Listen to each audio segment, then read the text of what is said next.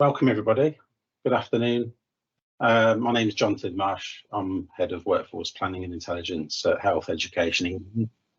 So we've got Rebecca, who you just heard from, who supports ACPs in the Midlands, and we've got Deborah joining as well a little bit later, who's been doing a similar exercise in the North in terms of guiding how organisations can go about recoding their advanced practitioners, which is what we're here to talk about today. And we've had, I think we have received questions, and we've compiled a frequently asked questions list. So Rebecca will be able to consult that, as she said, and look to try and answer questions as we go through. There might be some that come up that are unique, which we'll try and answer today. And it might also be an opportunity for, so I'm not going to claim to have all of the answers. I'm not an expert in advanced practice, but we hope we can talk those through and come to an understanding. I mean, some of you out there may have tackled this and have some good practice that we can share amongst ourselves, but we'll see where we get to. So, right, so I'm going to move on. So in terms of the session today, so we're going to go through a bit of the background. So we've looked at how to count advanced practitioners in ESR using the legacy codes. So we'll go through how we got to where we are today. Then mainly I wanted to focus on the new codes, which hopefully you will be aware of, that there are new codes within the National Workforce Dataset now for advanced practitioners. And then looking at some of the guidance and support and the task and the ask of recoding them and what that might look like. So we can go through what's available, what we're aware of in terms of guidance to help you, and some of the functionality as well within ESR to do that. So hopefully that reflects your understanding of why you're here. So I'm going to move on. There's a bit of background, and I'm sure you may be aware of some of this. So there's a bit here, and there's myself and Rebecca at the top there, and a bit around the Faculty of Advancing Practice and what they're set up to do in terms of supporting the long-term plan, and looking at pathways, etc. It's all on the screen, so I'm not just going to read it all out. I think one of the key aims from the faculty is to try and get this ESR data accurate.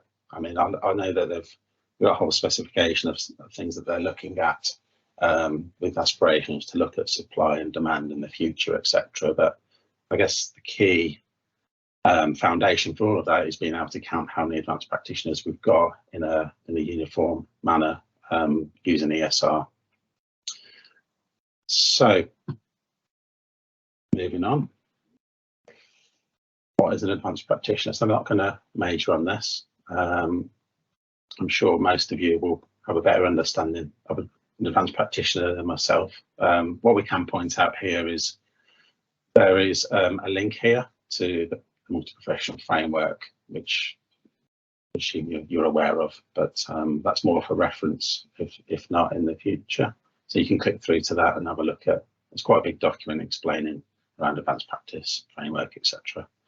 I think one of the key, and we might come on to this actually as we go through looking at the coding, is kind of the definition here, I guess. So how we define advanced practice, in that it being a master's level award or equivalent. So the all equivalent bit there, and we might dig into that as we go through, and they might come through in some of the questions I'm predicting, but we'll see. Because it's not overly not well defined as to exactly what that means. So I'm going to get into a bit of the background now before we get into these new codes as to what we've done in the past and how we've identified, and some of you might have been aware of this if you've been engaged with either regional or national faculty meetings. What we did is we were looking at how we can count advanced practitioners using ESR data on the legacy ESR job roles. So I'm not going to go over into this too much detail, but there's a bit of a background. HEE and other kind of macro organisations can access the ESR data warehouse, which is a monthly snapshot of ESR systems. So it's typically about 6 weeks behind reality. So we will get data 6 weeks after it's actually happened. But trying to avoid burden, we were looking at what we can report from the ESR data warehouse. And to do that, we were looking at what fields we can use to really filter the data to get account of how many advanced practitioners are out there. So this is before the new codes. We're going to move on to the new code shortly and what that means, but this is just a bit of background. So I'm not going to read all this out, but this is just some of the reporting criteria that we used in the database to filter out and try and identify how many advanced practitioners we think there are based on the ESR data warehouse. And then what we did then is an exercise where we confirm and challenge. So there's a few regions, Midlands was one of them, I think the North did it, maybe London and perhaps one other, whereby we would then just via the faculties just confirm and challenge whether or not these numbers that we were getting from the data warehouse reflected, what was out there, on the front line and on what you close to the service would understand as being account for advanced practitioners. So the next slide is a snapshot of that analysis, and it's anonymized, but it just gives a flavour of the problem, I suppose, in use this methodology for counting advanced practitioners. So I'll quickly show you that.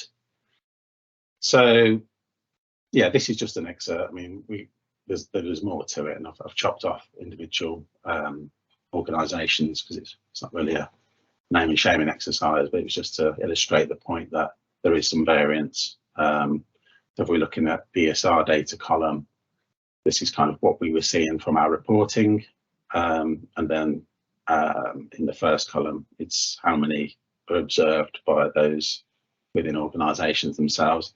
Some are closer than others, but overall, it's quite a big variance, as you can see. So we had about 245 FTE versus like 648, and this is a little time ago. So I think this was done last year, so it's probably moved on a bit since then. That kind of just illustrates the issues that we had by just taking the data directly from ESR, using the codes that existed. And I may have covered off a bit of the next slide. So these were some of the issues with doing it that way. And because you might be counting people within that reporting criteria that weren't advanced practitioners. Similarly, you might be missing people. So it's kind of a two-way street, really. But ultimately, it wasn't sufficient. The data quality wasn't there really for us to really rely on that data. I think I've covered that off. So move on to the next slide. So it's a bit of a summary really of where we're trying to get to. So just outlining the problem, the outcomes and the benefits of doing this work. And I think the key one for me is just having a robust understanding of the baseline, how many are out there. It gives us a firm footing then to think about what we need to do moving forward, because we can identify the ACP staff themselves, and there's a whole host of other metrics that we can identify from those records. So if we started to look at like joiners and leavers, things like that, churn around the system, sickness, all that kind of stuff, it's just that initial identification of the advanced practitioners is what we need to be able to do that. That kind of feeds into some of these outcomes here. Also, just thinking about some of the stuff we do to support advanced practitioners and that profession moving forward. The digital passport as well, which I think is around, kind of taking your kind of competence quality when you're moving around. You have to take those not an expert on digital passport, to be honest, but I think it does help if you're moving around the system, etc. You can take it's transferable, I guess, is what that's about. Yeah, so they're all there, so I'm not going to major on that. So I'm going to move into what we're doing now, because this is the bit that I really wanted to hopefully spend a bit of time on, go over, discuss any questions, we'll try and answer them. So historically, before these new codes come in, we had very limited reporting criteria within ESR around advanced practitioners. So it's a job role. The advanced practitioner is a job role within ESR, and there's one job role for each of these three broad staff groups.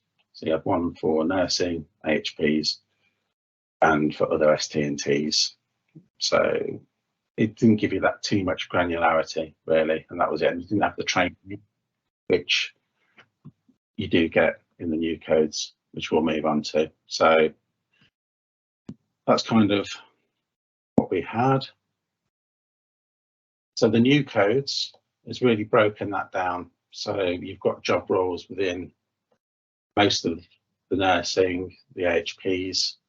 There still isn't as much granularity on the ST&Ts or healthcare science at the moment, although it is planned that hopefully later this year they will build on the codes that they have put in later this year, the ones they put in earlier this year, which was around the nursing AHPs. So there are still there is still a lack of granularity, I suppose, within the ST&T and healthcare science. There are a couple of workarounds, so which we can come on to. So I think two that I'm aware of, which we haven't got, is around pharmacy and social care, with the two that have come up via some of the meetings that we've had to date. But there are ways of doing that, which we'll come on to by combining the job role and the occupation code. But we'll come into that in a bit more detail shortly.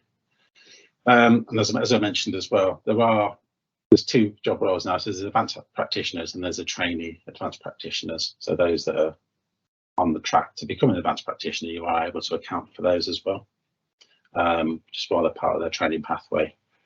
And then that's the point that they reach the required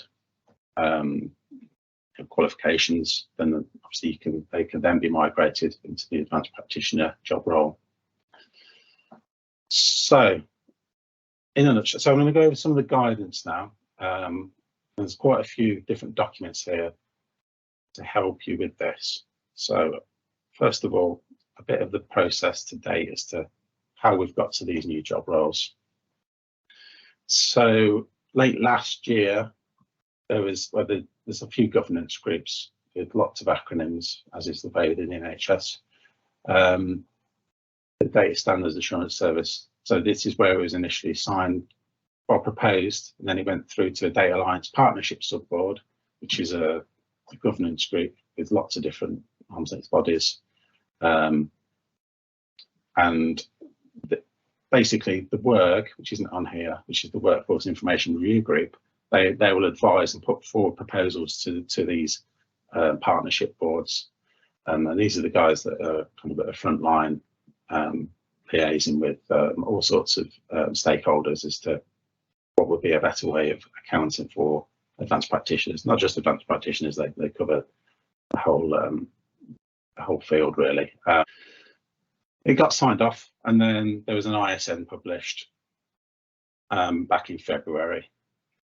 So, and I was going to just highlight this ISN shortly, just for those that haven't seen it, and then also some of the supporting documents which have been released to support this exercise.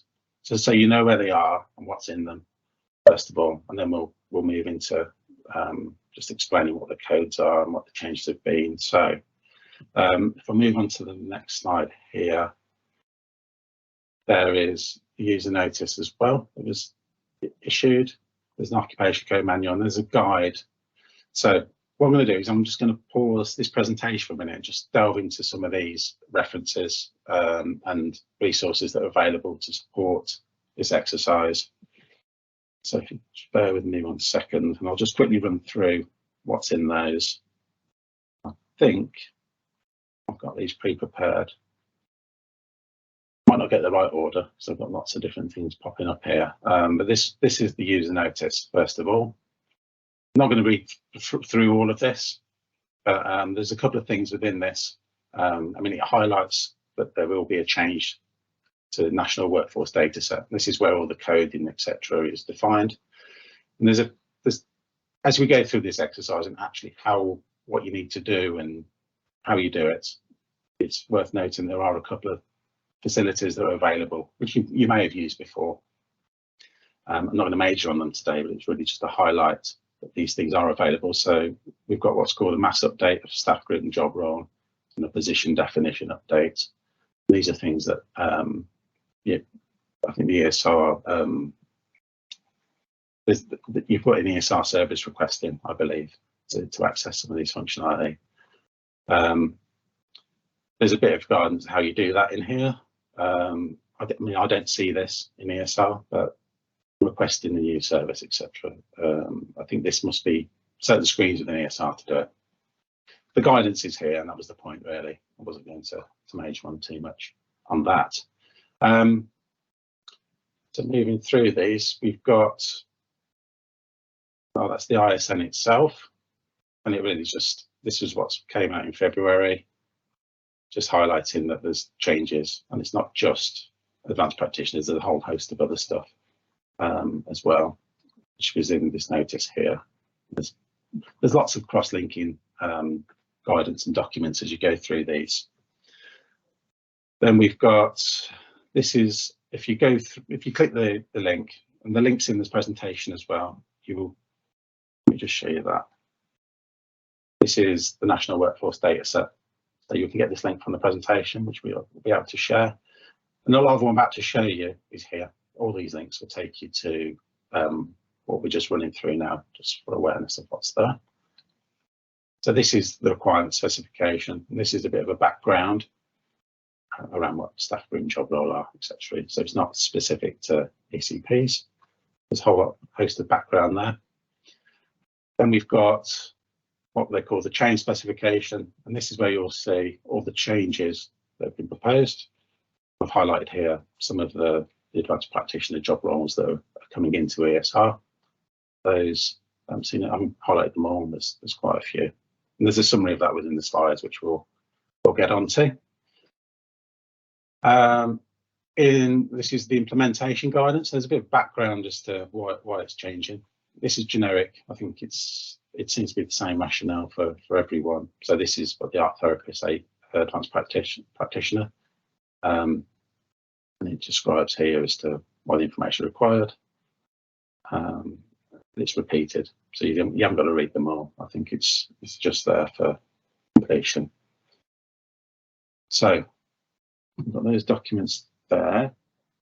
Another key document as well, which will be useful, which I'll quickly show you, is what they call the Guide to Staff Group Job Role and Areas of Classifications used in ESR. Now, this isn't advanced practitioner specific, but what you've got in here, I appreciate some of you might be familiar with using ESR and what you actually need to do, but you've got a lot of detailed guidance. Again, the mass update is mentioned here, so there's a process where you can change lots of records at once by utilising that. I don't think you can't create new positions using that service, but updating existing records using that service may save a lot of time. But you've also got in here, I think there's lots of screenshots of different. I mean, I don't see these, I'm not familiar with them, but it's may be useful guidance as to where you need to go to update certain parts of ESR. I thought that was a useful guidance document. I've already covered off everything there. Another resource that you can use is the NHS Occupation Code Manual, which you're probably familiar with. But within this, you've got towards the back some lookup guides. So if you want to look by areas of work or occupation code, you're able to filter and find specific by staff type and area of work, this one, so you can filter on this. And what it will give you is kind of recommended occupation codes as well. So if you are updating the area of work and want to make sure you got the right occupation code, you can do that at the same time. And that will give you a guide. So there's lots of bits, hopefully in combination will help with this exercise.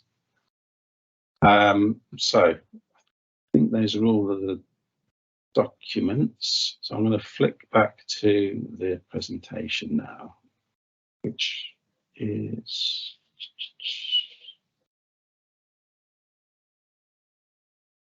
the right one. Oh no, we've jumped back a bit. Let's find where we got to. Sorry. Yeah. Right, yeah, so, and as I mentioned, everything I showed you there, if you click on, these are hyperlinks, so when you get these slides, it should take you through to the right place. So, let's move on to the next slide. So what we've got here, so this is a summary. I mean, you'll get this from the documents I've just shown you, but it describes which job roles have been closed down. So the 3 that we had before, which was that generic advanced practitioner for nursing, there's the AHP one, the closing that one. And when I say close it, I don't think they've closed it. It's not a shut off straight away. I think there's normally about a 6-month leeway before they close these codes down, or these job roles down, to give organisations enough time to kind of reconcile their records and get people on the new job roles, which are listed here. So we've got for each of the professional groups. So for registered nurse and midwifery, there's a generic trainee role. So that's not specific to, so you don't get a nursing one, you don't get a midwives one. There's just one for nursing and midwifery, and that's similar as well for AHPs. So there's just a generic trainee role. So it doesn't specify whether they're a trainee, chiropodist advanced practitioner or a dietitian advanced practitioner. I guess as they train, when they complete their training and then they'll perhaps move into one of these professions, then that's where you code them appropriately within the relevant profession at that stage. But through training, they're all captured together. But what you can do by using the job role and the occupation code together, you can put them, you can assign their profession based on their occupation code to an extent. For those that are familiar with that, and I can go over that if that would be helpful. So this is just a list of all the codes. I'm not going to read them all out. They're all on the screen. So lots of AHP ones. I think the AHP ones are the ones that are most granular. As I mentioned before, the ST&T in healthcare science. I mean, there is a specific job role for advanced practitioner, but it's for all ST&Ts, similar to healthcare science. So you haven't got that breakdown at this stage. We are hoping that those will come through as part of the next data set update, so the National Workforce Data Set.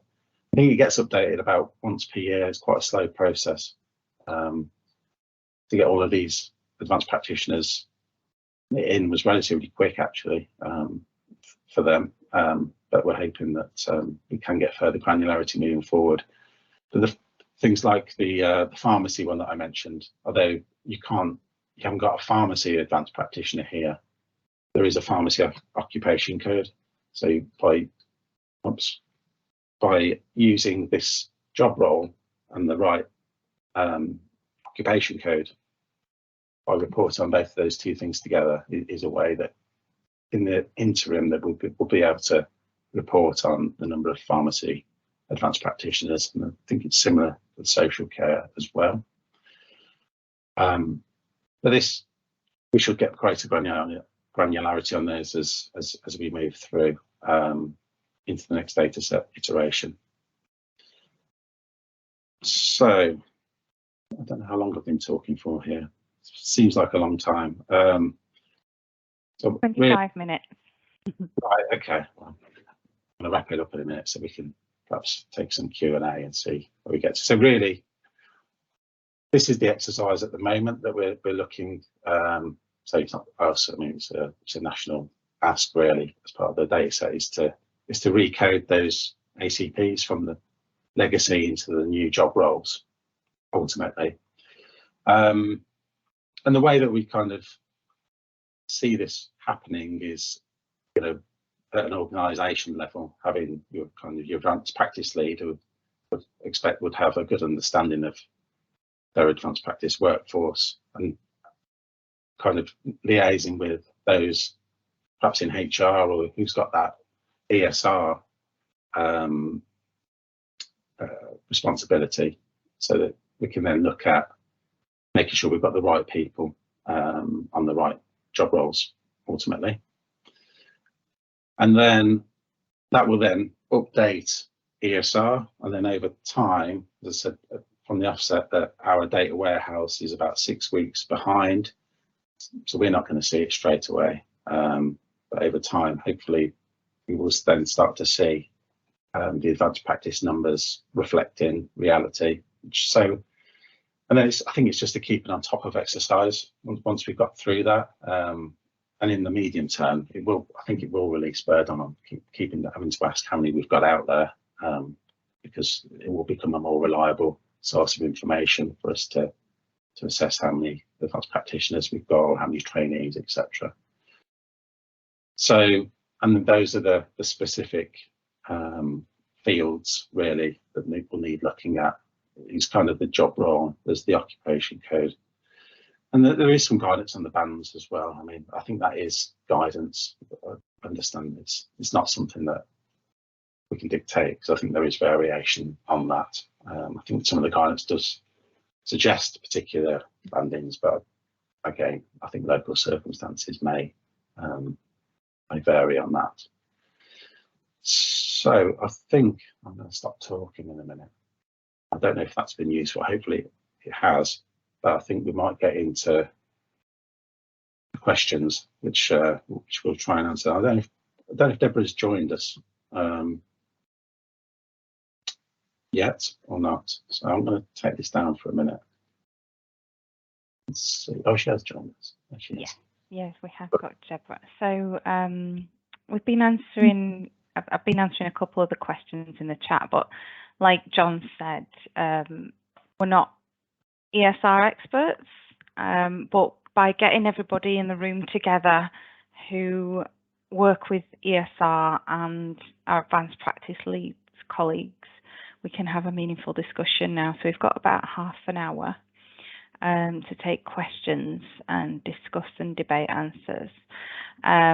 So shall we go through the chat first and then open it up to the floor if anyone wants to put their hand up? If you do want to put your hand up, Halima can unmute you and put your video on so you can talk to us as well. So don't feel like you can't talk. We can sort that out. You just need to let us know in the chat if you've got a question or put your hand up.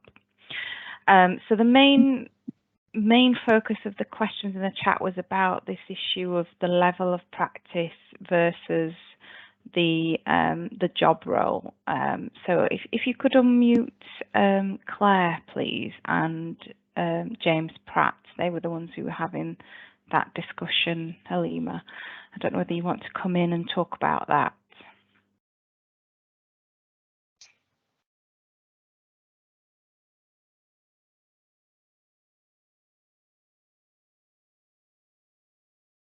Are you there, Halima? James access. I can't find Claire. Claire, if you're still here, could you raise your hand, please? She's raised her hand, but she's saying she's still muted. Yeah, I just need to. There we go. You should both be able to use your mic and camera now. The James and Claire show. Yeah, so I think this is always the number of the issue, isn't it? I think we've just got to be really clear about what we're expecting this to measure, because ESR is about people in positions and in roles, and yet HE is measuring level of practice where people might have come off a master's but aren't employed in advanced practice for a number of reasons. They've been put through but the job doesn't need it, or they've self-funded and gone through it. So we just need to be very clear, I think, that actually this is relating to people that are physically working in an advanced practice role because it's related to their job description and their employer. And I just think that's where the challenge with HEE driving this is going to come, because HEE are putting the message out there that it's all around level of practice. And I think that's where the disconnect happens. It could be a bit confusing that we either think I don't know if you think that, James. Yeah, I think the bit that confuses me is the position might be an advanced practitioner role or an advanced level practice post, but the individual in it might not be. So ESR is reflective of positions, whether they're filled or not, unless I'm wrong there. So I can totally understand. I've done this for advanced clinical practitioners who work in role in this organisation, but for me to do that across, say, nurse specialists would be a huge challenge, mainly because the guidance isn't clear enough. As in, not the guidance for ESR, that bit is clear. What's not clear is the level of practice to apply to those individuals, in that there's the description, but then there's also master's level equivalent, which then leaves it to an organisation to interpret that. So I could interpret that in one way and Claire could interpret it differently, but the data John will pull both our data, which I don't think makes it any clearer for that. So I'm keen to try and keep it separate. So I'm using job title, job title, because that's the bit I can control, isn't it, to really separate those within the organisation when I do this piece of work. But I do worry that it won't give the result which we're trying to get from it, to get people to see who could do that portfolio of practice, because actually some of them could do it, but they don't need to do it, as well as, and they don't need it for the organisation, and they don't need to do it as individuals. Thanks, James. That's really interesting. Deborah, do you want to come in on that? Yeah, thank you, Claire and James, and I think I've heard a couple of times you've mentioned in other forums, and probably have not taken into consideration how you've said it today and in the chat. I completely agree. Yes, that I suppose it's HE that's driving forward this piece of work in terms of the ESR data and we're stating a level of practice. But I truly believe that what we're asking for is it to be about what is accurate in the workforce about the advanced practice roles that are being delivered at the moment, so we can see that. It might not bring out the intelligence that there might be people working at an advanced level that is not in an advanced role that might be suitable for the e-portfolio, but for us, we were just looking at it from a workforce perspective, and if we have numbers of people that are working at a level that's not in a job role, that's not actually a true understanding of what the current ESR workforce is. So I think for us, I think you're right, James, is around about keeping it separate, but in the trusts recognising that there might be a cohort of individuals that are either have done the masters and is not actually an advanced practice role, or is working as a specialist and is being mapped to the 4 pillars that might be suitable for the portfolio. So I think the two things at the moment need to be kept separate, and this is our first starting point of getting the actual workforce data right for us in terms of that projection around how many expressions of interest, the demand scoping for HE funding for the masters and so on and so forth. So it helps us with that data. Thanks, Deborah. And Claire? Just, I think, so we're following James as a secondary care. I think we've got the opposite, however, probably in primary care, where if you go and do it by titles, people have just been given titles often without the governance in primary care. So then you're going to have data in primary care with titles, but actually not perhaps working to the level as per the centre. But that's a huge piece of work that I think everybody's trying to get to grips with in primary care anyway. But it will be quite interesting that actually I think there's a tighter control generally in terms of secondary care because of the governance that's in place. In primary care, it's going to be the opposite, I would say. Thanks. And James, I've just seen you've popped another question up. Oh, yeah, sorry. That was more for later on, I think. Okay, Deborah, do you just want to respond to that before we go on to James's question? Yeah, so Claire, in the Northwest, we did a sort of questionnaire out to primary care for anyone that classed that they felt that they were working at a level of advanced practice, and then asked them to some questions around sort of whether their work was linked to the 4 pillars, what qualification they got, and that through that data with our primary care training hubs, we then contacted people to see to share about the portfolio route and to share the options of what else that could be funded from Health Education England based on service need. That has been shared out across the country, across all 7 regions, all that work, and each region did do something similar, some not as detailed, but I think there is, you know, from a confidence perspective, there is some work being done at primary care, and their data, they're not in ESR, but their recording of advanced practitioners are happening as well. So it'll be interesting to see that data come through. Is that out of hours providers as well? Because that's another area which is not really well, certainly in our region, isn't well overseen. That we've got, I know that we've got an awful lot of people that would consider themselves advanced practitioners that aren't. So we invited in our survey, we invited out of hours to respond to it. Where it sits in terms of the workforce returns, I haven't thought of that question, so that's a really good question that maybe I'll take back to our group to think about where they are. We have been discussing private, independent and voluntary organisation and where that data holds, but I'm not quite sure where out of hours sits because they tend to be private organisations, don't they? So I'll take that on board. Thanks, Claire. I'll think about that. Thanks. I'm going to jump to Laura Scott now, Laura's question, and then come back to yours, James, if that's okay. Could you unmute Laura Scott for me so she can come in? Yeah, Laura, you should have access now. Hello. Do you want me to put my camera on?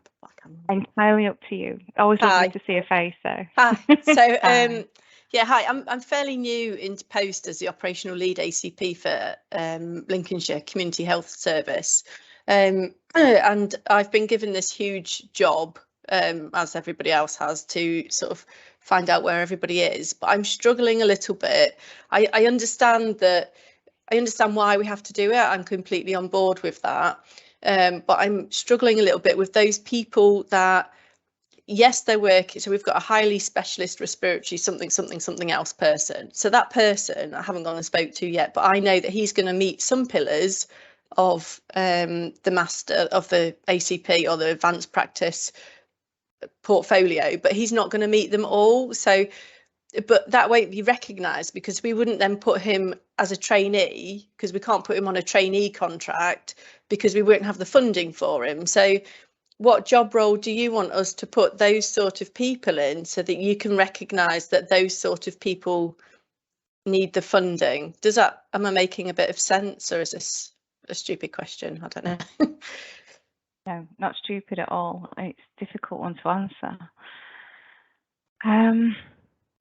Laura, if it was me, if they're not working in an advanced practice role and you're not going to be employing them in an advanced practice role, then they don't go down on ESR. They just go down as their role that they are. They're a specialist, but because you're not coding them as a level of practice, it does partly link to what James is saying about different levels.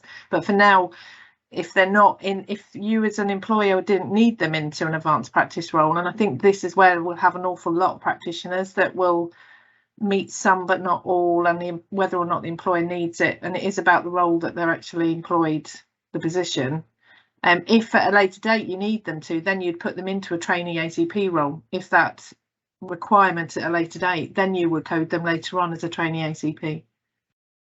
So just so I've got this right, I'm sorry, so that I've got this right. So all those people that we've got in these highly specialist roles, or calling themselves advanced practitioners, or whatever their job titles might be, if they don't deemed to meet the 4 pillars by our organisation, then we won't put them into an advanced practice role until they've done their e-portfolio. Is that where I'm going with this?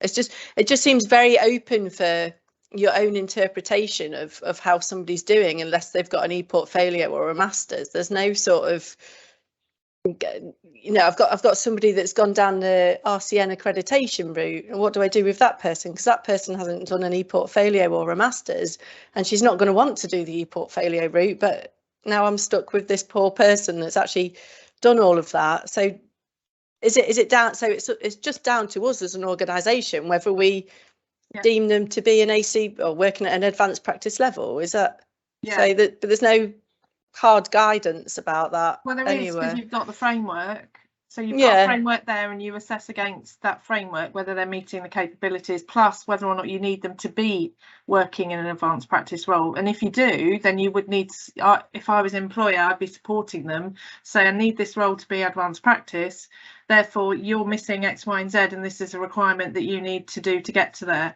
Because either you do need them to be advanced or you don't, and you as a trust want the standard, so you want to know whether they meet that standard, and you then facilitate them. And that's where you'd come to HEE to say, I need top-up funding for them to get to meet the requirements of the framework.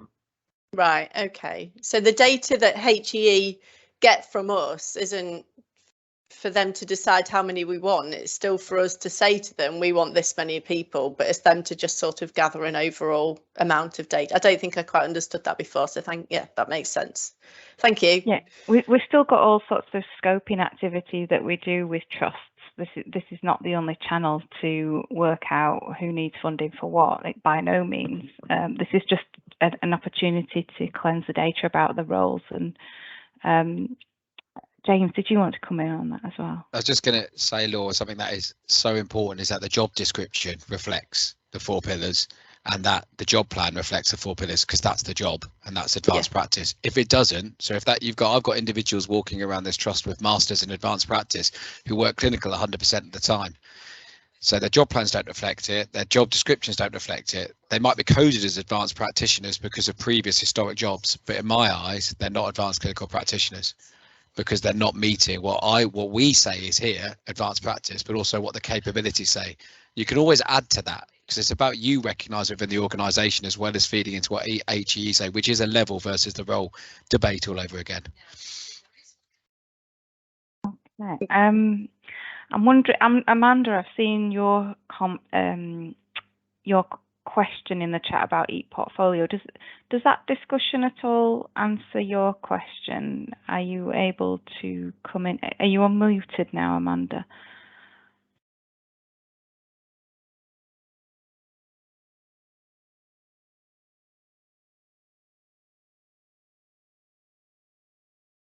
Hello. Is that Amanda? Hi, yes. Come on in.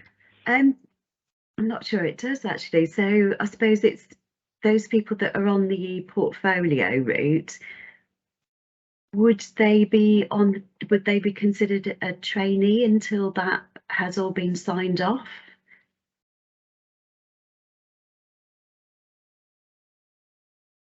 Based on the discussion we've just had, it would depend what job role they were in while they were doing the portfolio route, wouldn't it? Okay. Some people might have put themselves forward for it, but their job doesn't need them to be. So again, this comes back to then they'll be on the HE route as a level of practice. That's fine, they can have their digital badge, but if they're not in a job with a job description, job plan, like James says, for an advanced practitioner, then you wouldn't code them as such. But if they were, if you felt that they were, so I I'd say I was an advanced practitioner. I'm down as a title, but I don't. I won't get my digital badge because I did it 200 years ago. So if I was doing the portfolio route now, but my job description and my job plan all indicates that I need to be advanced practitioner. So my employer would have to make a decision whether they want to code me as advanced practice or trainee advanced practitioner. Yeah. And if I'm needing to do additional, and this is where it falls down a bit, because if you were then being asked to do an additional module, which is some of the weakness of the portfolio pathway at the minute, we've got consultant practitioners being now asked to do extra modules. I wouldn't want to code them as a trainee ACP. That's just a bit of a mockery, really. Yeah. But it's a transitional period, so I think that's where you as an employer would use your personal judgment.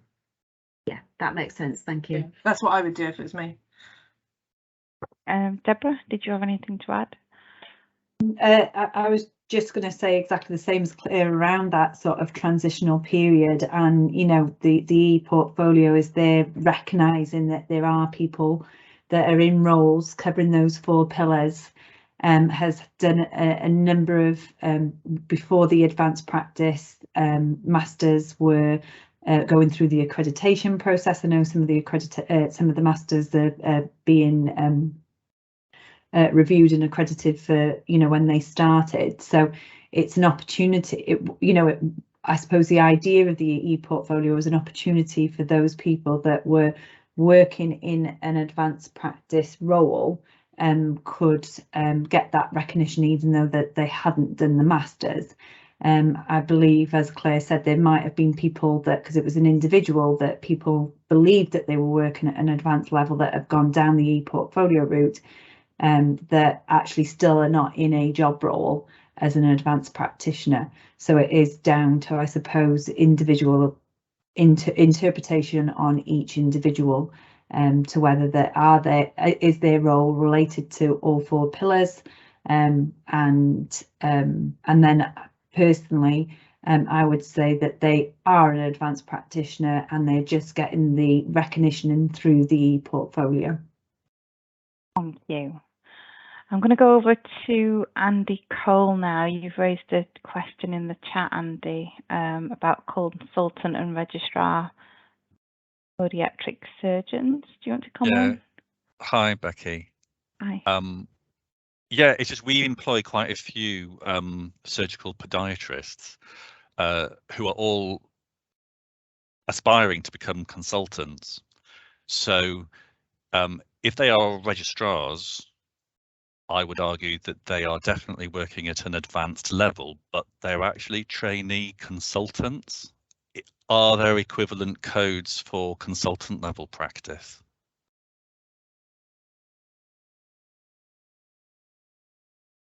Anybody got any thoughts on that question? Stunned silence.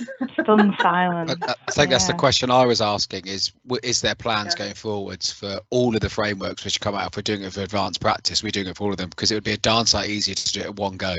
That's the other thing I think about as well, if I'm going to have to re-go back and look for consultancy practice along, because I've got an idea, but how do you build that in? I think that's similar to what Andy's saying. So you're going to have multiple codes going through, aren't you?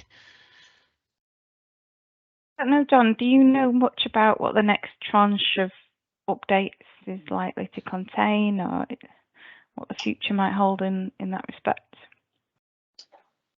That's the first time I've heard that question. It sounds like a good question. So I haven't got a good answer up my sleeve, is the short version. As I understood it, they were looking at healthcare science and those additional ST&Ts and perhaps getting greater granularity in terms of the job roles.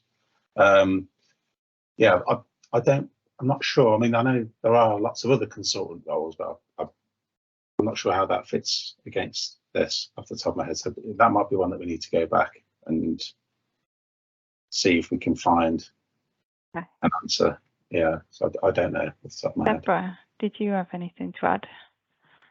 I was just wondering currently how are they currently coded in ESR? Is it a real messy kind of look? Is it literally just job title? And what would their job role be? Would anyone be able to share that with us in terms of those consultants, and it's something that I suppose it's not necessarily our space at the moment, I would say, but something that we could take back to our colleagues that are more involved in the whole updates around ESR. Someone that represents HE in the national working group, we could take that question to them and see if we can get some information about those sort of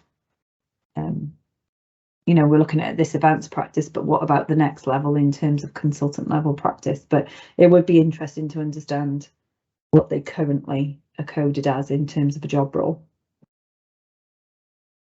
Thanks, Deborah. So are you and John okay to take that action forward then and try and look into it a bit more? Maybe we could issue a new frequently asked questions off the back of it if we do get a response. James? It's just around enhanced practice as well, which is very much a level, and around specialism, where I think you're going to hit some, if that's going to happen as well, because it's a similar framework looking at a level of practice, but can apply just to an emergency nurse, because they're now working specialism practice, work at that, we would be coded as a registered nurse emergency. So it's how it would fit with that group as well, if you could take that back as well, to find out if that's coming for that, because that's a massive piece of work. And a huge amount of historical stuff to unpick as well with those roles. Well, they're not roles, they're just normal, they're jobs that you've been there for many years. Okay. We've had a lot of questions about roles, not many questions about the practicalities of updating ESR. Does that mean that all the ESR updaters on the call today are quite confident and comfortable knowing what they need to do? If you don't want to come up on video, you can always pop something in the chats if you are on ESR coders. One more person's hand is raised. Matt, do you like to come in? Can you hear me, Matt? Are you unmuted? Halima, are you able to unmute Matt? Yeah, I've given him video and mic access. He'll Okay. need to unmute.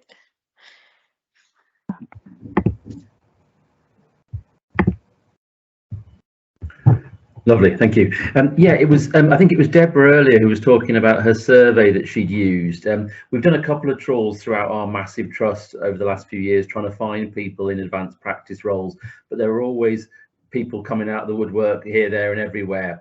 I didn't know whether she might be able to share her survey, or at least the questions. I know you said it was primary care, but it would be useful to look at what you asked of people, because it looks like now's a good time for us to go back out again to our organisation, seeking out those people who might be, hidden away but in those roles. More than happy to share. One of our trusts took that questionnaire and has adapted it. So if happy to wait potentially a little bit longer, I might be able to see if that trust is willing to share their survey that they did, because it was adapted to secondary care. That'd be brilliant. Thank you. Would you want to just put your email address in the chat, Matt, for Deborah, and then she can communicate with you directly on that? I will do. Thank you. Thank you. James. It was just going back to the question I asked in the chat quite a while ago around firstly, why are we only coding the qualified advanced practitioner without having we've got their professional group but not their professional post. So for example, AHP physiotherapist, but we do that for the qualified. I thought that intelligence would be really important from an HE perspective, because you'd see which professional groups are going into trainee sessions, which are progressing and which are dropping off. So I didn't understand why that wasn't in there.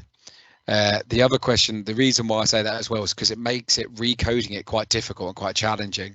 So if I was to set up a pathway of when we recruit someone, when we put the person on track, first of all, the challenge is we have to put them in a professional group when they go onto track, and we don't know what the professional group is going to be until we appoint. So they all go on as nurse and midwifery. So then relying on someone to unchange that to the new job role which it will come into. So if I put an advert on there and I choose the ESR code, what they're going to be appointed to, which could be trainee advanced practitioner nurse, but that could be trainee advanced practitioner AHP who's appointed into it. So then I have to go back into track after they've been appointed, change that piece, and then when they qualify 3 years later, I have to remember who they are, go back into them and say, okay, oh no, that profession was actually a physio. So I then have to tell them in ESR it's a physio, rather than them being able to see that if it had got in the first place as advanced clinical practitioner trainee physio AHP, they could have just changed it themselves. So I don't know if that can change going forwards, because that makes it just harder when we go through the process of changing that coding as they go through their training pathway. I hope that makes sense. Yeah, that's really interesting. Thanks, James. Do we know why, John, that we've got such specific codes for advanced practitioners, but no real specifics for the trainees? No, not exactly. I mean, I think, as James said, I mean, in reality, this might be harder than I'm about to say, but I think because the intention was for the trainees, by using the occupation code as well, I think that as a kind of a stopgap, you would be able to identify, assuming they've got a physio occupation code and they will identify as a trainee. And maybe that's not the case. I think the occupational code, though, is the registration. It's allied health professional, isn't it? Unless I'm wrong on that, I don't think it breaks. I'm just looking on our ESR. Then it doesn't break it down. It just says AHP. You can get there are occupation codes that break down physio. Yeah. So we just have staff group on ours, and I've pulled it. I'm just looking at it now. It just says staff groups. I don't know what they've left out or why they do it different. I don't know if other organisations are like that. And the staff group is just their registry board, which is AHP. Yeah, there is more granularity within occupation code, so it might be resolvable through that route, but probably it sounds like it might be a bit of work either way, unfortunately. Matt, you're next, and then Deborah.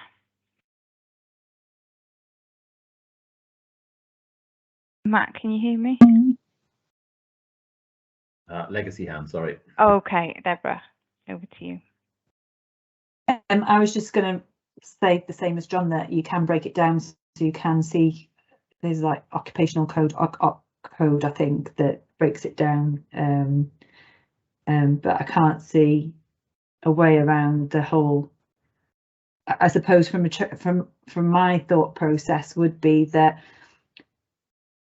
as a trainee at a point of ESR, we wouldn't necessarily know what profession they are as a no, I'm going to revert back and hold off on that.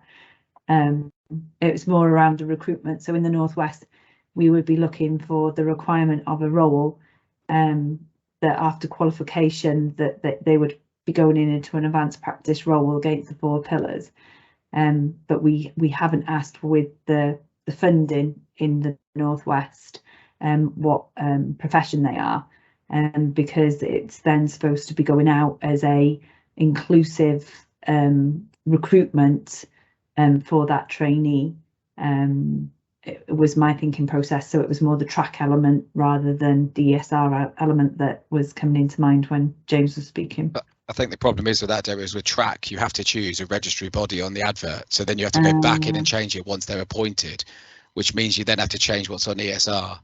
Well, you now got the name to go into that job profile, but the job profile and the line may need changing to match what that individual is. I think that's what I'm saying. So it makes it a cumbersome journey to bring them through it, which means as a lead, I have to be involved in it rather than it being handed over to the ESR team. So I wanted to try and write a process, like a SOP, on how they could do it. And I've started to do it, and that's why I didn't even notice that till I came across writing that SOP. I thought, oh, that's not in there, that bit. That's really interesting, because that's something that I suppose HE are considering, how we can be more inclusive and bring all professions the opportunity of understanding that they could go on to this masters.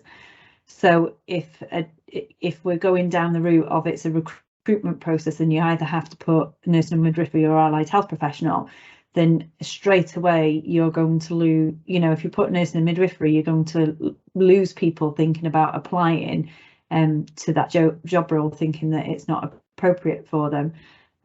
So I'm quite happy to take that back. I know we're looking at equality and diversity. There's a group and that's not just the 9 protected characteristics. To us, that is also the look at the different professions, and I will take that in, because surely we should be influencing that at a national level to be able to change track to enable it for advanced practice. It's not just advanced practice. You have ward managers now who are ODPs, physios, nurses. There's roles now which multiple professions can do, and there's some roles which just professions can do, but track doesn't support that currently. So if that can be escalated back, that'd be brilliant. Absolutely, that's brilliant. Thank you. Thank you. I'm just aware of time, so many people might need to go for another meeting now, but we will take forward those queries. We will circulate the slides, and thank you so much for coming today and bringing your interesting questions. And I'll let you all go now. So thanks very much, everyone. I hope that's been useful.